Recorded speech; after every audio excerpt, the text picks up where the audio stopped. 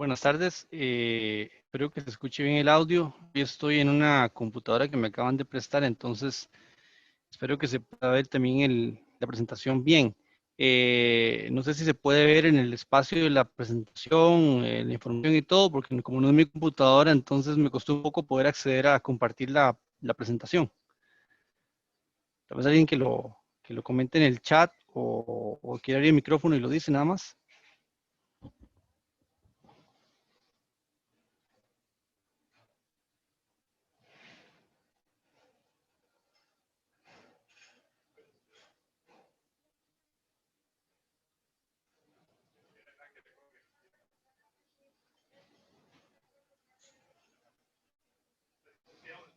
Ok, perfecto. Bueno.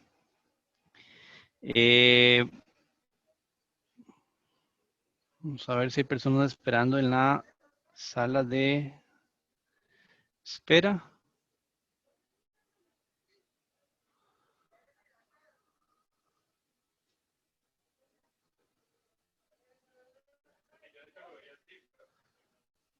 Que igualice a Daniela como co-host para que pueda darle acceso a las personas si hay alguien en la sala de espera.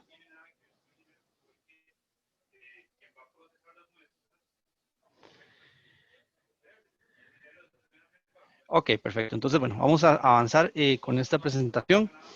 Espero que el audio se escuche bien. Estoy en la jefatura. El día de hoy es un día un poco complicado, por eso le pedí al doctor Chan mover la presentación a esta hora. Son dos sesiones relacionadas con enfermedad vascular cerebral y como en teoría mucho de lo que se va a ver inicialmente en las clases de fisiopato, eventualmente en las clases de neurología, es ya la parte fisiopatológica, la parte etiológica. Quería enfocarme más en esta presentación en lo que es la parte terapéutica, tomando en cuenta que de alguna u otra manera, sobre todo para los que tienen que retomar internado, el manejo del paciente con un código ictus o con un evento cerebrovascular agudo isquémico implica tener muy claros los conceptos básicos de fisiopatología y demás. Entonces, es una forma de integrarlo al revés, o sea, en vez de entrar por la parte de fisiopatología, teología y demás, vámonos a enfocar en la parte terapéutica, porque ahí vamos a retomar algunos conceptos que son muy importantes a la hora de analizar los casos individuales. Entonces, esta es básicamente la forma en la que uno, digamos, haría un abordaje de un evento cerebrovascular isquémico, o sea, un paciente que tiene un evento isquémico, el cual es abordado o cual es evaluado en el servicio de emergencias. En el contexto del paciente con ese evento, la principal probabilidad cuando es un evento agudo es que sea o isquémico o hemorrágico. Eso es muy sencillo, realmente eso no tiene gran ciencia. Pero la ciencia es en la identificación rápida para poder hacer el abordaje adecuado de acuerdo a la severidad y las características del caso y poder individualizar el tratamiento. Entonces, este flujograma es muy sencillo, más sencillo que el que tiene actualmente la Sociedad Europea o la Sociedad Americana de Enfermedad Cerebrovascular, y este viene del Neurocritical Care, donde básicamente la forma, digamos, más esquemática es pensar si el paciente tiene un trastorno, temporalizarlo, un trastorno agudo vascular, temporalizarlo y dividir la temporalidad en el tipo de atención que podemos tener. Entonces, yo puedo tener una condición neurovascular aguda, pero que revirtió al 100%, eso se llama isquemia cerebral transitoria. No lo vamos a ver como tal en esta sesión, sino en la próxima semana. Y pues al ser una condición que revierte, pues me toca clasificar el riesgo y el tipo de programa laboral que voy a hacer con ese paciente. ¿Ok? Nosotros nos vamos a enfocar en esta parte B, que es la parte del abordaje de acuerdo al evento isquémico, de acuerdo al tiempo total, desde que iniciaron los síntomas. Entonces aquí hay algunos conceptos muy importantes que hay que tomar en cuenta.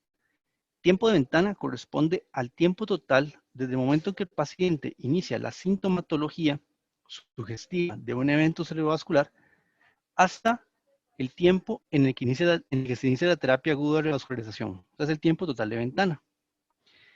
Tiempo de inicio de los síntomas a tiempo de consulta de emergencia corresponde al tiempo en el cual el paciente tiene los síntomas con los que inició y llega a su primera consulta al servicio de emergencias. Tiempo puerta aguja corresponde al tiempo en el cual la persona cruza la puerta de emergencias y recibe la terapia trombolítica intravenosa. Y tiempo puerta punción, el tiempo que tarda entre el momento en que el paciente cruza la puerta de emergencias y se le hace una punción en un sitio de acceso venoso, acceso arterial para un abordaje endovascular. Estos tiempos son fundamentales y nos toca conocerlos porque esto nos va a permitir ofrecerle al paciente cierto tipo de intervención terapéutica. Y actualmente tenemos mayor posibilidad de ofrecerle más opciones terapéuticas dadas las características funcionales de los estudios de imagen que tenemos en este momento. Entonces vean que, por ejemplo, digamos que tenemos un paciente que tiene un tiempo de ventana que cuando llega al servicio de emergencias, el tiempo de síntomas al tiempo de puerta de emergencias tiene menos de 3 horas. Entonces es un paciente que es francamente candidato, de acuerdo a los criterios de inclusión y inclusión, entonces le voy a dar la terapia trombolítica. Al igual que se están dentro de 3 a 4.5 horas, que tienen unos criterios muy particulares de, no les digamos excepción, sino digamos de cuidado. Y luego tenemos los pacientes que tienen un tiempo de inicio de los síntomas, a tiempo de consulta que va en el rango de los 4.5 a 6 horas, de acuerdo a la guía actual de la Sociedad Americana de Stroke y también de la Sociedad Europea, donde los ensayos han demostrado que podemos hacer además o exclusivamente otro tipo de terapia en algunos casos particulares, ¿ok? Entonces vamos a ir desmenuzando cada uno de estos escenarios para que ustedes los vean. Entonces recuerden, 3, 3 a 4.5 y 4.6. 4.5 a 6. Obviamente, si alguno de ustedes ya se ha sentado a leer el tema, se darán cuenta que hay otros tipos de ventanas diferentes con ciertas características de estudios, pero en este momento vamos a manejarnos en esos rangos de tiempo. ¿Okay?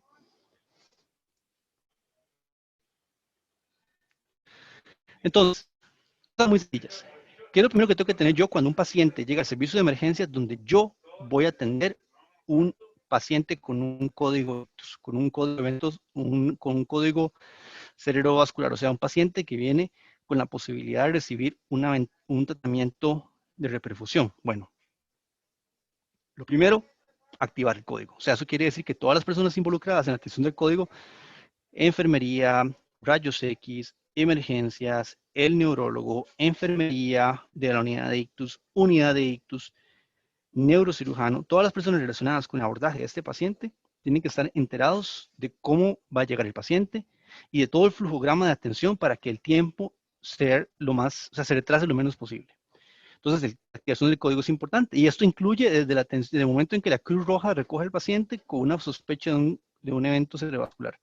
Desde ese momento, ya Cruz Roja debería estar diciendo, llevo un paciente con un FAS de tanto o una escala de sensibilidad de tanto, en el cual se sospecha un evento cerebrovascular para que la sala de rayos X esté esperando al paciente para que emergencias le dé una atención prioritaria como paciente rojo, para que haya un flujo rápido desde la sala de emergencias o la sala de shock hacia el TAC, que en el TAC no haya paciente, que el TAC se haga inmediatamente, que se define si el TAC amerita no solo una ventana simple, sino una ventana contrastada, y si además de las ventanas como tal, ya se puede definir rápidamente cuál es la terapia que se le va a ofrecer al paciente de acuerdo a las características del ingreso. Entonces, todo este flujograma debe estar activado de la manera idónea.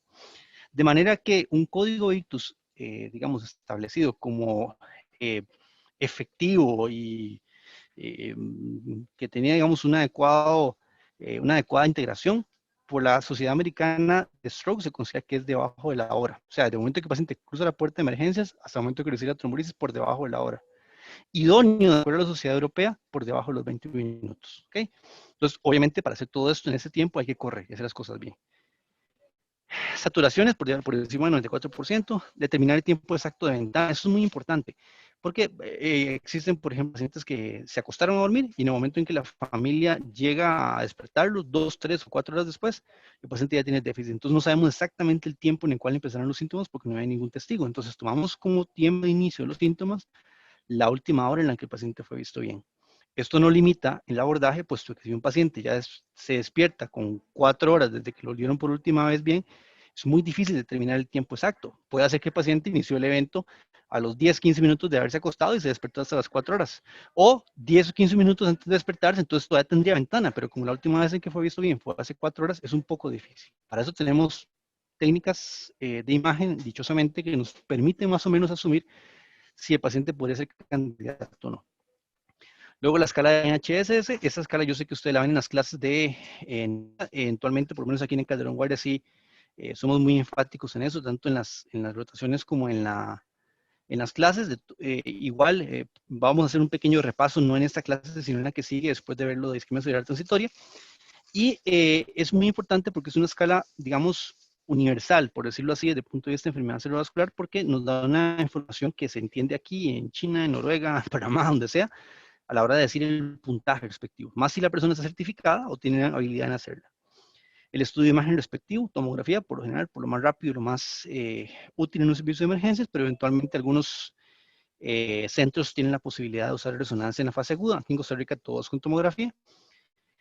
Muy importante evaluar medicaciones, sobre todo aquellas medicaciones que podrían considerarse o que podrían ser una condición de contraindicación para la trombolisis. Que el paciente tenga adecuados accesos venosos, idealmente 2, y que sean accesos venosos de alto calibre, de 18G en adelante. Y unos laboratorios básicos, que son laboratorios importantes, pero no imprescindibles, a no ser en algunas condiciones. Por ejemplo, una licencia por micrométodo es importantísima, es así porque puede ser parte de los criterios de contraindicación. Un hemograma y tiempos de coagulación. El hemograma y tiempos de coagulación pueden ser contraindicaciones en algunas condiciones particulares que vamos a ver más adelante. Y un electrocardiograma, que bueno, obviamente sí es importante, pues para ver que no haya concomitantemente un evento de tipo isquémico coronario. Entre otras cosas, un trastorno del ritmo también, como una fibrilación atrial, que claramente explicaría el trastorno. Entonces tenemos este primer caso, que es un paciente de 34 años, hipertenso diabético, que ingresa a servicios de emergencias con 45 minutos de una paresia del miembro superior derecho, una fascia transcortical motora y disártrico. Fue presenciado el evento por parte de su hija. Ella estaba con él y vio donde empezó con el déficit y se lo trajo inmediatamente para emergencias y han transcurrido 45 minutos. El paciente de base toma aspirina, así miligramos por día, metformina 500 miligramos 2 veces al día y enalapril 20 miligramos al día. Sus signos de ingreso es la presión que ustedes ven ahí, 170-85, con una frecuencia cardíaca 78, una saturación de oxígeno a aire ambiente 96 y una glicemia por micrométodo en 110 en el momento del ingreso y un NIHSS cuantificado en 11 puntos determinados básicamente por la paresia, la fascia y la disartria. Insisto, cuando veamos, por aquellos que no conozcan la escala o que no han oído hablar de la misma, la vamos a ver en la próxima sesión y es muy sencilla una vez que se aprende, porque es muy clínica. Es clínica en esencia. Y el paciente no tiene antecedentes de haber tenido un trauma craneoencefálico reciente, un sangrado cerebral o uso de algún anticoagulante o algún medicamento de esta familia. Entonces se le hace una tomografía sin medio de contraste, dado que es un paciente que ingresó con un código ictus, y básicamente en una tomografía, a grosso modo lo que les puedo decir que lo que ustedes ocupan saber es que no hay sangrado, en esencia. Eso es lo más importante, que la tomografía no tenga sangrado, o sea, que sea un evento isquémico. ¿Por qué? Porque eso va a determinar el tipo de manejo. Obviamente en un sangrado no vamos a trombolizar al paciente, no le vamos a hacer manejo endovascular porque el contexto es diferente. Entonces es muy importante asegurarse que la tomografía no tenga sangre en primer lugar y en segundo lugar ver si se pueden identificar signos tempranos tomográficos. Ahí entra toda una serie de clasificaciones, dentro de esta la más usada es la clasificación del ASPECTS, que es una escala tomográfica desarrollada en Canadá, donde se quitan puntos en ciertas zonas anatómicas relacionadas con irrigación por la cerebral media, de acuerdo a cómo se vean cambios tempranos, que por ejemplo la sustancia blanca y la sustancia gris en la tomografía se vean un poquito difuminadas. Esta imagen yo estoy seguro que no les va a ayudar mucho porque es una imagen que es un poquito fea para una presentación, pero bueno, en esencia sería que se vea un trastorno inadecuado de diferenciación de la sustancia gris y la sustancia blanca, o que sean zonas ya hipodensas formalmente, o eventualmente signos indirectos de trombosis de una vaso arterial, por ejemplo, lo que está señalado aquí por la flecha, que es este puntito blanco, que corresponde al signo de la cerebral, en este punto que hay una cerebral media que está hiperdensa. ¿Ok? Ok, entonces hasta ahí tenemos un paciente que llegó en un periodo de ventana menor a las 3 horas, que hasta el momento pareciera, vamos a ver si es cierto, que no tiene ninguna contraindicación para trombolisis, y que tiene una tomografía donde no se documentó ninguna lesión hemorrágica y por aspects no, pero es un paciente que podría calzar para una trombolisis. Ok, entonces, si estamos hablando de terapia en un evento isquémico, obviamente la terapia se enfoca en liberar la obstrucción de la arteria principal que está generando el evento isquémico. Por eso es muy importante conocer anatomía desde el punto de vista neurovascular. Entonces, con este paciente, en este contexto, yo sospecho que hay un infarto de una rama de la cerebral media del lado izquierdo muy probablemente por localización, una rama no tan proximal, sino más distal, porque es una NIH que está pues, intermedio alto. Entonces, esto me hace la posibilidad de pensar que muy probablemente, si el paciente tiene una oclusión a nivel de la región de M2, M3, puede hacer que el trombolítico deshaga el trombo y tal vez el paciente tenga una respuesta terapéutica adecuada. Volviendo a las indicaciones para pensar en una reperfusión en este paciente, importante, bueno, que tenga un diagnóstico confirmado, un infarto cerebral agudo, ya lo dijimos, eventualmente en este paciente el déficit neurológico se ha mantenido, no ha revertido, como en el caso de una ICT, una isquemia transitoria. Los síntomas menos de 3 o menos de 4.5, eso es todo un tema que realmente incluso ahora ya no lo es, porque se considera que por debajo de 4.5 horas todo paciente prácticamente puede recibir trombolítico a criterio del experto. Y existían algunas características muy particulares en las cuales los pacientes con un evento que estaba en el rango de los 3 a los 4.5 horas, tal vez habría que considerarlos un poquito de manera más cuidadosa, pero se ha visto que incluso en esos pacientes el beneficio neto es adecuado, entonces se les puede dar la trombolisis. ¿Cuáles pacientes? Lo vamos a ver un poquito más adelante, los que salen a partir del ECAS-3, que es un estudio donde se hace un esquema de trombolisis versus placebo. En este grupo de pacientes se ve que los pacientes diabéticos con infartos previos, isquémicos a repetición, o que tenían NIHS muy altos, por encima de 25, son los pacientes que tenían menor probabilidad de tener una buena evolución funcional entre las 3 y las 4.5 horas.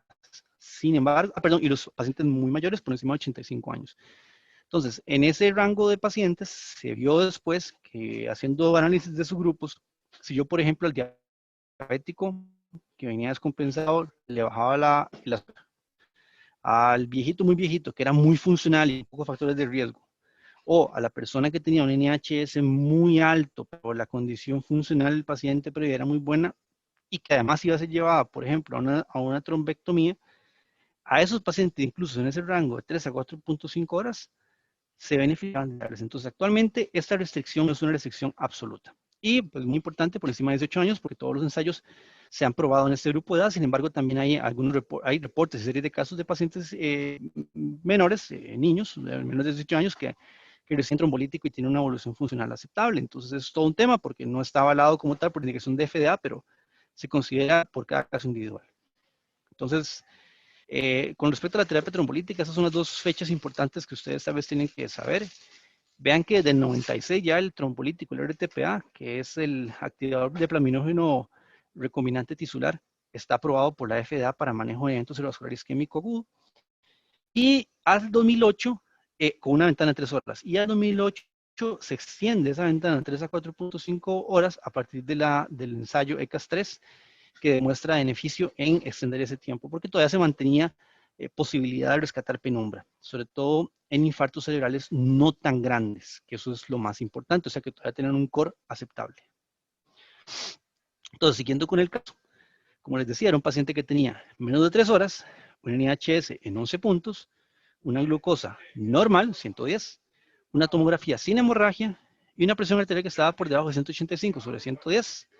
Entonces es un paciente que cumple criterios de trombolisis, vamos a verlos ahorita más adelante todos, y por ende se inicia RTPA o alteplase a una dosis de 0.9 miligramos por kilo de peso. Recordar que la dosis máxima es de 90 miligramos, o sea, si el paciente pesa 120 kilos, la dosis máxima que se va a seguir pasando son 90 miligramos.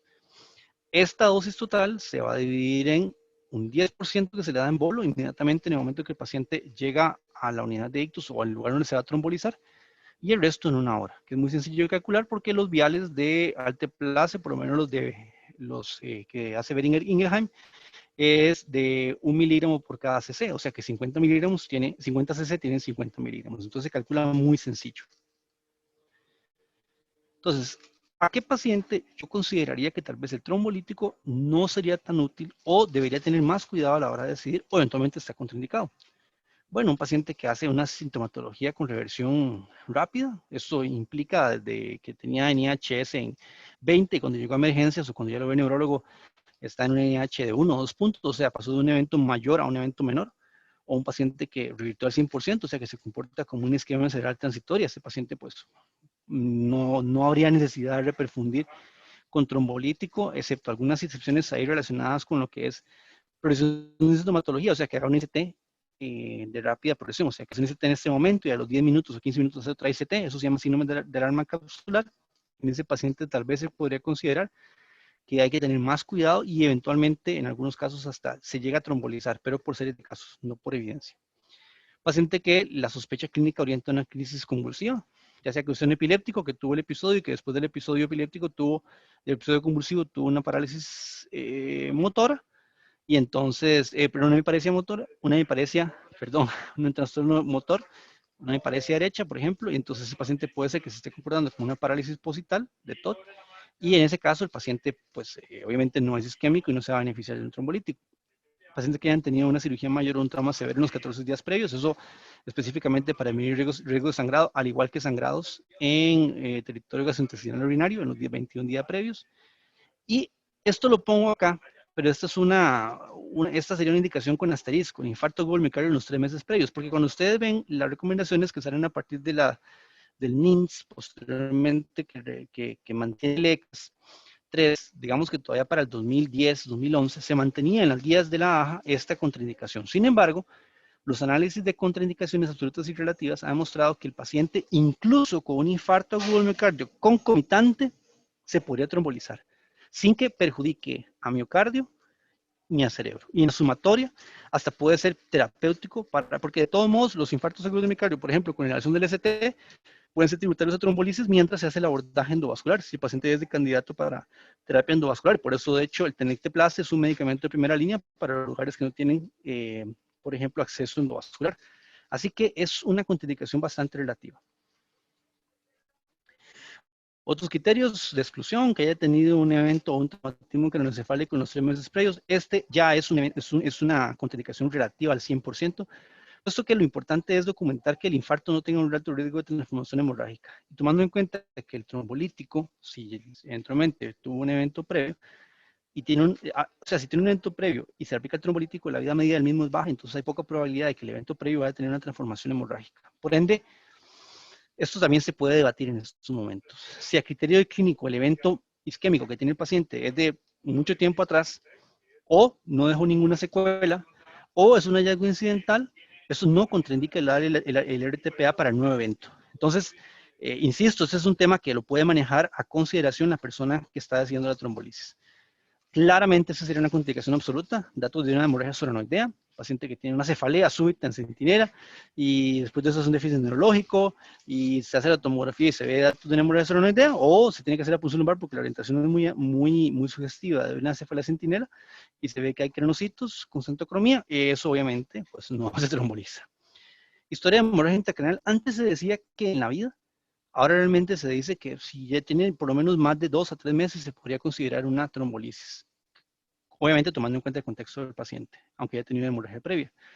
Función arterial en un sitio no compresible, sobre todo a nivel de territorio subclavio, más que todo, sobre todo si es en los últimos 7 días. Y el hecho de que esté muy hipertenso. Pero el hecho de estar muy hipertenso no es la contraindicación por sí mismo, sino de que estar hipertenso y a pesar de darle antihipertensivos agudos, el paciente se mantiene hipertenso. ¿Okay? Porque puede ser que llegue en 185 sobre 110, yo le pongo un bolo de hidralacina, o si estoy en otro lugar donde esté disponible, por ejemplo, la betalol, y con eso baja la presión a, no sé, 170, 100, entonces ya está en rango trombolizable y ahí sí se puede trombolizar. ¿Okay? Y que llegue con un sangrado activo, pues obviamente eso sería una contraindicación bastante evidente. Esto se los pongo por una razón muy particular, y es que desgraciadamente hay personas que tienen el concepto de que seguro el cerebro tiene la capacidad de esperar. O sea que como son 3 horas de ventana, entonces si el paciente llegó a los 45 minutos, no pasa nada. O sea, quiere decir que tenemos 2 horas y 15 minutos para tomar decisiones. O sea, que se esperen ahí un rato, van a tomar café, dejan al paciente en la camilla, después se pasa al tomógrafo, le dan un chance, lo pasan, lo cambian, le ponen el pañal, le dan el rato, llaman al neurólogo, porque de todos modos tenemos buen tiempo. Realmente no. O sea, las 3 horas es un tiempo en el cual tratamos de hacer el abordaje lo más pronto posible dentro de las 3 horas, porque conforme el tiempo va avanzando, la zona de isquemia se va extendiendo. Y esta relación isquemia, core de la isquemia y región de la penumbra es una zona que se llama mismatch. Y esa zona de mismatch es la zona que todavía puede ser rescatable con el trombolítico. Entre más tiempo pasa, ese mismatch se disminuye porque la zona de necrosis se va extendiendo y va asumiendo o va abarcando la zona de penumbra al punto que el core isquémico va a crecer, crecer, crecer y va a alcanzar a la región de penumbra. Eso lo podemos ver con estudios funcionales, como por ejemplo un perfutac o una perforesonancia, que nos ayuda a determinar cuánto nos queda de volumen por rescatar. Y eso sería, por ejemplo, algo que podríamos hacer en un paciente en el cual no sabemos el tiempo de ventana, pero sí no sabemos la ventana, pero tiene una penumbra muy amplia, digamos un volumen de 50% de diferencia de mismatch, podría ser todavía candidato a trombolisis, aunque no sepamos el tiempo. Para eso hay unos ensayos que se han hecho. Wake Up Stroke es uno de ellos. Después están los de ventana ampliada, el Down y el Diffuse, que son específicamente para llevar a trombectomía. Pero el punto es que se podría tratar de estimar eso. Entonces, esta es una diapositiva muy viejita, pero realmente ejemplifica.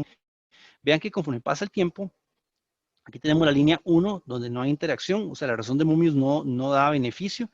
Entonces vean que, por ejemplo, si yo trombolizo a un paciente que es candidato y que tiene todas las características para trombolizarse entre las 1 y 1.5 horas de iniciados sus síntomas, la razón de Momius es de 2.8 de manera, o sea, con un valor de P significativo para tener una buena evolución funcional, o sea, un ranking por debajo de 3, o sea, de 0, que es una buena evolución, un paciente que es independiente. Pero vean que si yo me muevo hasta las 3 horas, la razón de Momius cae a 1.5. Siempre hay beneficio, pero vean que es mucho menor. Y si me voy a 3 a 4.5 horas, como la zona de necrosis va creciendo, ya el beneficio funcional para que el paciente quede con un buen ranking es menor. 1.4 con una P significativa. Y vean que cuando me extiendo solo con el trombolítico a la ventana de 4.5 a 6 horas, en pacientes que no son candidatos, que son candidatos, vean que la interacción es de 1.2 y ya no es significativa. O sea, prácticamente aquí estamos en la fase de la no respuesta.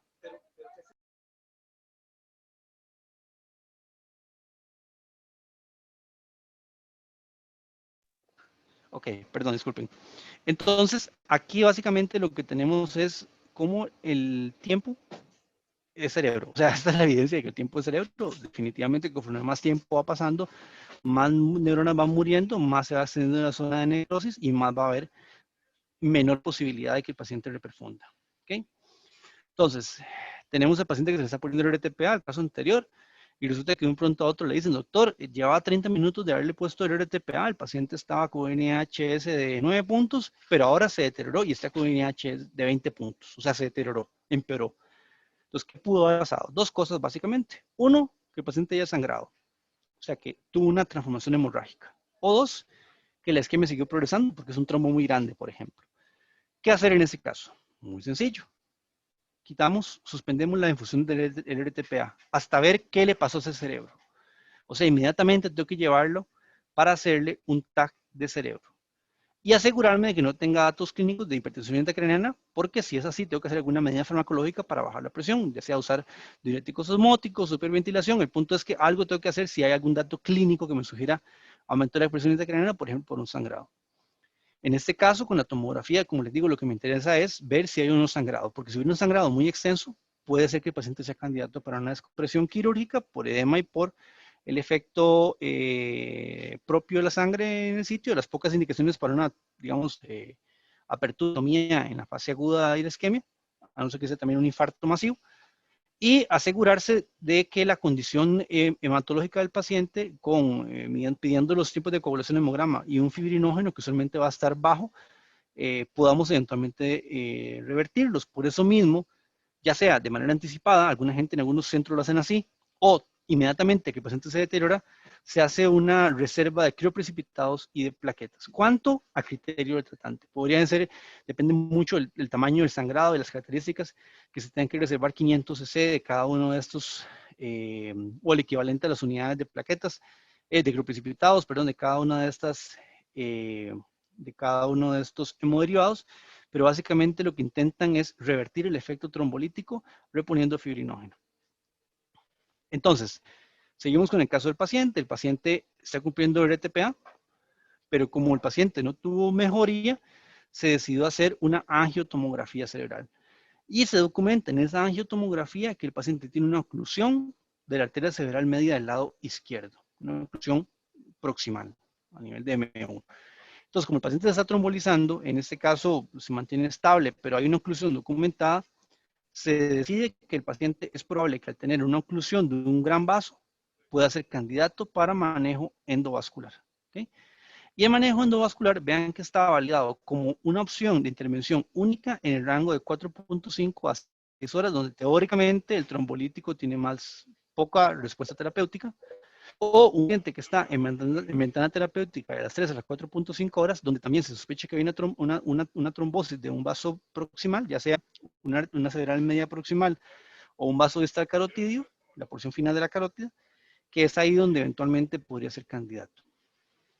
Entonces, esto se los pongo, no es obviamente para agobiarlos, nada más para que vean, a partir de 2014, el primer estudio que sale en abordaje endovascular del evento vascular es el estudio Mr. Clean, un estudio multicéntrico holandés, que recoge un total de 500 pacientes, y vean que en esto básicamente lo que se hizo fue, pacientes que tenían una oclusión de una carótida o una cerebral media proximal, que llegaban en periodo de ventana por debajo de las 6 horas, se aleatorizaban para un grupo de intervención, que era el grupo que era llevado a trombectomía, o sea, meter un catéter por la arteria hasta llegar al sitio de oclusión, aspirar o extraer el trombo y dejar la recanalización, con o sin trombolítico, versus el grupo de control, que es el grupo que se trombolizaba, porque estaba dentro del grupo de pacientes que se trombolizaban. Obviamente que estaban por debajo, en este caso, de las 4.5 horas. Entonces vean que, bueno, para empezar, obviamente como son eventos que ocurren en vasos proximales en cerebro, vean que los NIHS, o sea, las escalas de severidad, son en general, para la mayoría de los estudios, empecemos ahí con el Mr. Clean, con medianas altas, andan, por ejemplo, en el Mr. Clean en el rango entre 17 para el grupo de intervención, 18 para el grupo de control, y vean que en la mayoría de los estudios andan en ese rango, o sea, son pacientes con infartos grandes. Son pacientes que, no se perdón, que ya se registran algunos cambios tomográficos, y que no a todos que se les daba el trombolítico por las razones que les dije, o sea, porque ya había pasado el tiempo de ventana o porque tenía alguna contraindicación.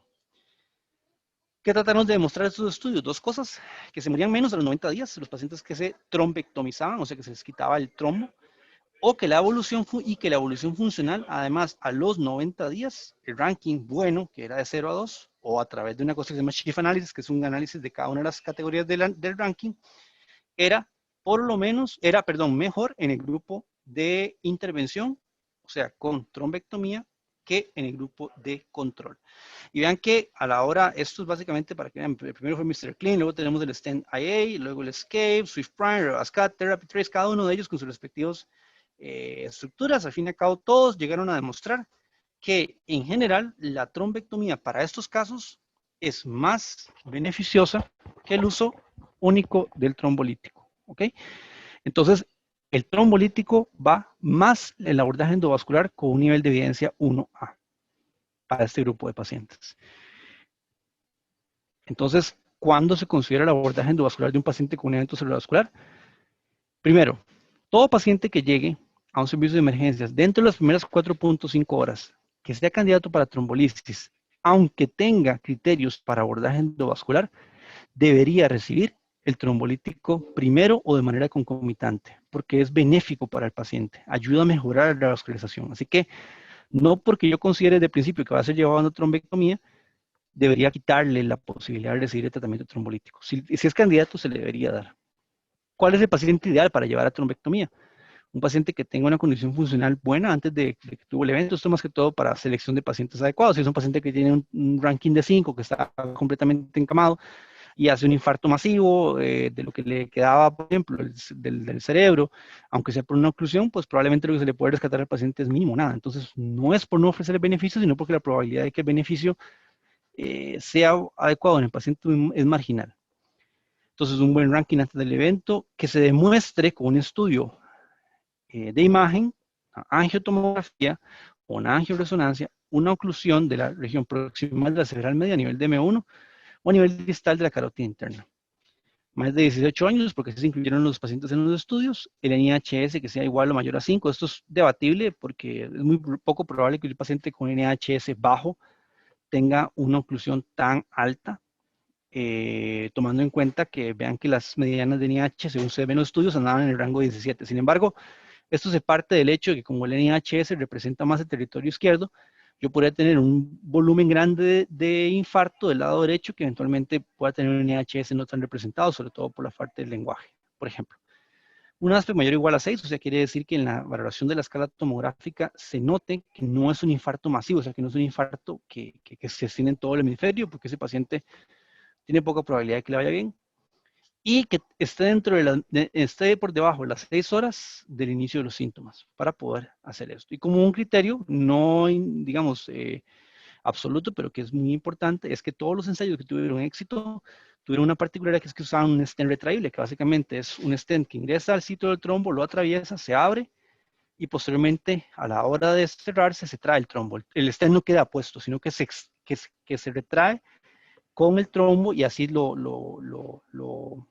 logra suprimir y concomitantemente se puede usar tromboaspiración para que cuando se hace la apertura y posteriormente se hace la retracción, las micropartículas se puedan aspirar y no tengan que ascender para hacer microembolizaciones. Entonces eso es básicamente lo que se hace. Esta paciente entonces se decidió hacer trombectomía, le fue muy bien y posteriormente sigue lo que es la parte de evaluación del paciente y seguimiento en la unidad de ictus. Ya se trombolizó, ya se trombectomizó porque tiene criterios para lo mismo, entonces luego viene lo que es una de las intervenciones más importantes, que es seguir al paciente en una unidad adecuada, que sepa identificar el deterioro en el paciente, que haga algunas maniobras básicas de evaluación y de seguimiento, por lo menos con escalas estandarizadas por enfermería, que se mantenga la posición de la cabeza como debe ser, la vigilancia de los signos, la evaluación rápida de las etiologías más probables del paciente, que si es cardioembólico, que si es aterotrombótico, que si es de pequeño vaso, o sea, una unidad estructurada que permita esto. Y esto es de las cosas que más efecto positivo tienen, aunque no tenga yo trombolítico en un hospital. Entonces es muy importante que esos pacientes reciban un cuidado especial.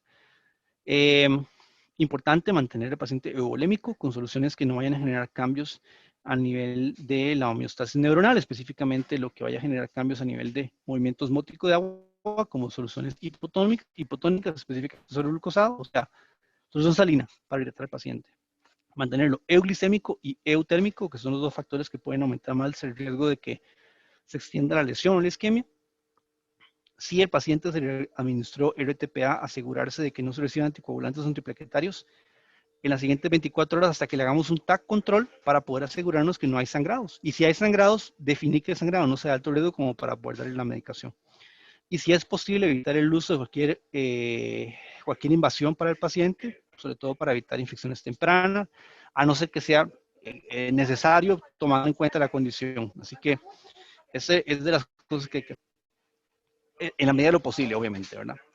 Y es muy importante que la unidad de ictus tenga un protocolo de evaluación de la dilución ya establecido, porque esto ayuda a definir en qué momento el paciente puede integrarse a alimentación. Entonces vean que las metas de trabajo son básicamente las normas: normovolemia, normotensión, normoglucemia, normoxemia, normocapnia y normotermia. Y tratar de identificar y tratar las complicaciones agudas más frecuentes, sobre todo las infecciosas o el edema cerebral, que son las que más mortalidad generan en las unidades de ictus.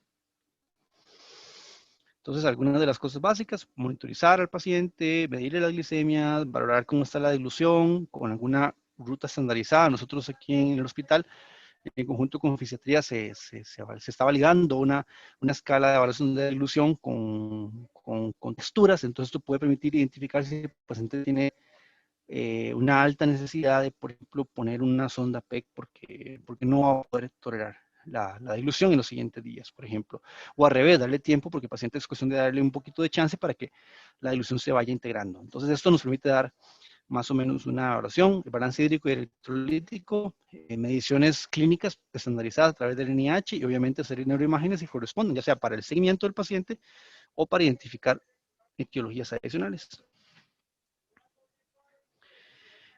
Aquí hay una cosa muy importante. Antes se consideraba que realmente todo paciente debía estar con una oximetría por encima del 96%. Hay un ensayo que se llama no recuerdo el nombre, ya se me olvidó.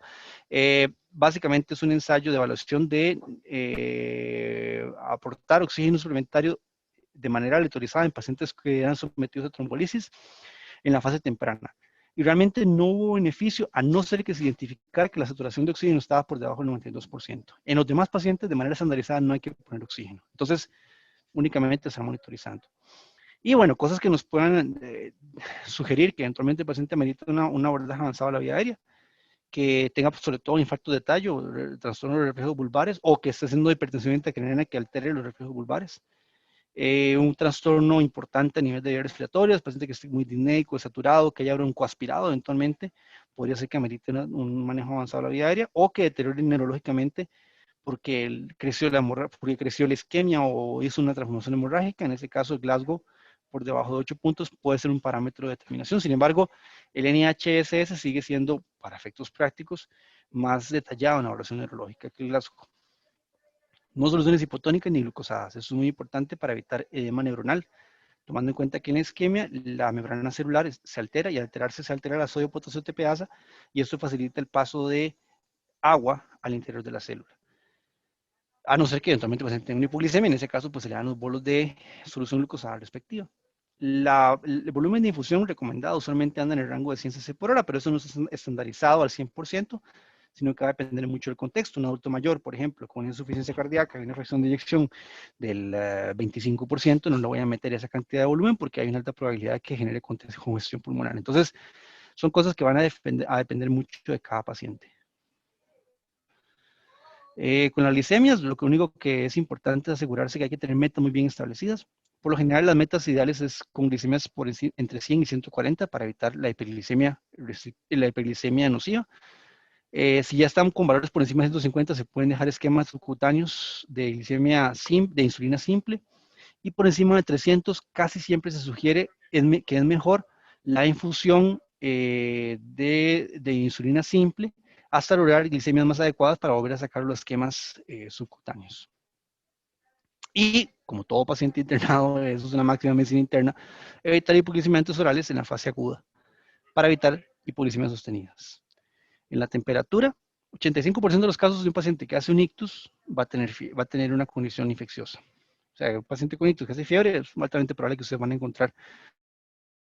Entonces, que pueden haber algunos infartos, generen lesión a nivel de la termorregulación, estamos de acuerdo, puede pasar, pero, o que la hipertensión intracraniana, pero lo más probable es que va a haber un componente infeccioso, más si el paciente no defiende la vía aérea, o si se le colocó un catéter, o si tenía una vía de mucho tiempo previo que se está, o sea, el punto es que siempre hay que identificar si hay algún foco posible.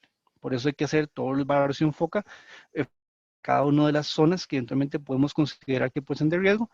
Y en estos casos las curvas térmicas no sirven, porque a mí no me sirve tener un paciente hipertérmico si ya tuvo un evento cerebrovascular. Eso va a ser nocivo para el cerebro. Entonces, no me interesa, mejor busco el foco o si considero empíricamente uso terapia antibiótica y si está por encima de 38, la verdad es que le puedo dar antipiréticos para bajar la temperatura. Ya se identificó la fiebre, no es importante hacerle una curva porque no estamos estudiando una fiebre de origen oscuro realmente.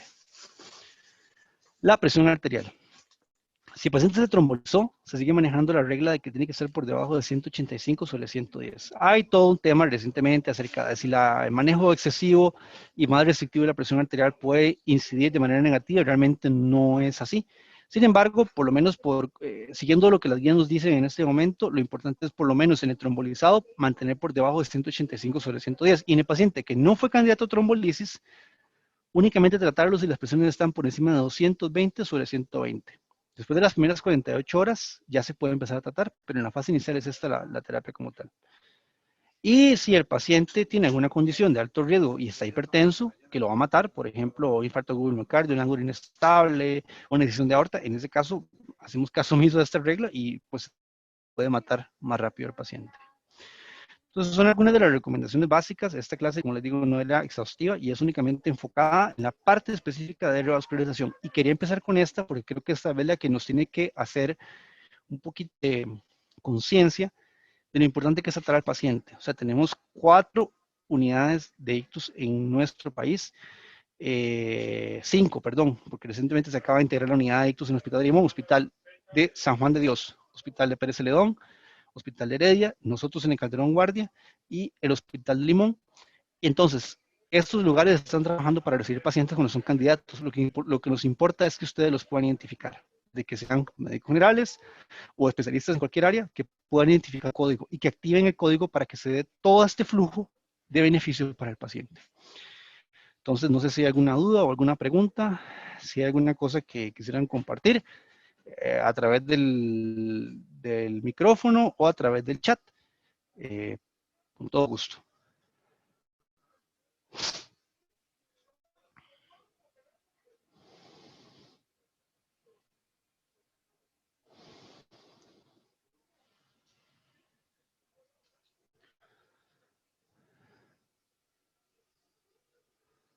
Doctor, esto de la trombectomía y todo eso, ¿verdad? Es en neurocirugía, ¿verdad? Tendría que hacerse la referencia, por decirlo así, ¿no? No, la trombectomía es endovascular, es un abordaje endovascular. O sea, un neuroradiólogo o un neurólogo o un neurocirujano que haga abordaje endovascular en hemodinamia entra con un catéter y hace la extracción endovascular. Ok, ok. Gracias. Un gusto.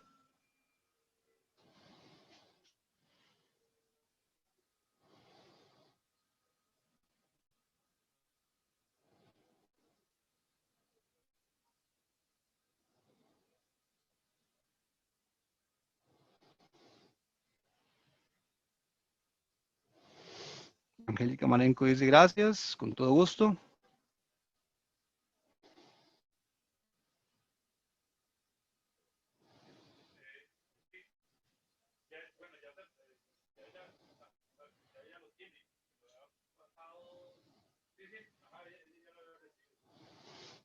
Ok, bueno, no sé si hay alguna otra duda, si no, con todo gusto, estoy para servirles. La presentación está también disponible por si la quieren, mandan un correo. Aquí voy a poner el correo también por si lo quiere alguien.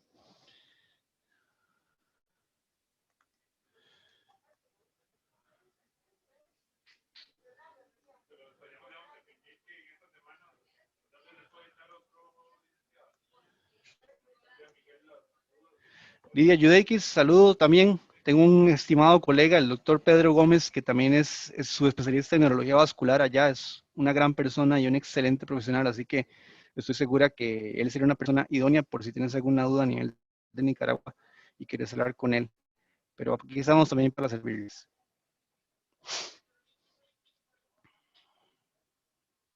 Bueno, entonces en la próxima sesión vamos a hablar un poquito más, nos vamos a devolver a la parte de fisiopatología, etiología un poquito y isquemia cerebral transitoria, como para hacer un abordaje. Hemorrágico no lo estoy abordando por aquello, no porque no sea importante, sino porque eso es toda una clase y no quiero tampoco saturarnos de información que no es que no sea importante, pero vamos a hablar tal vez de algunas cosas muy puntuales cuando veamos la próxima sesión. Bueno, muchas gracias y estoy a la orden de ustedes. Hasta luego. Gracias.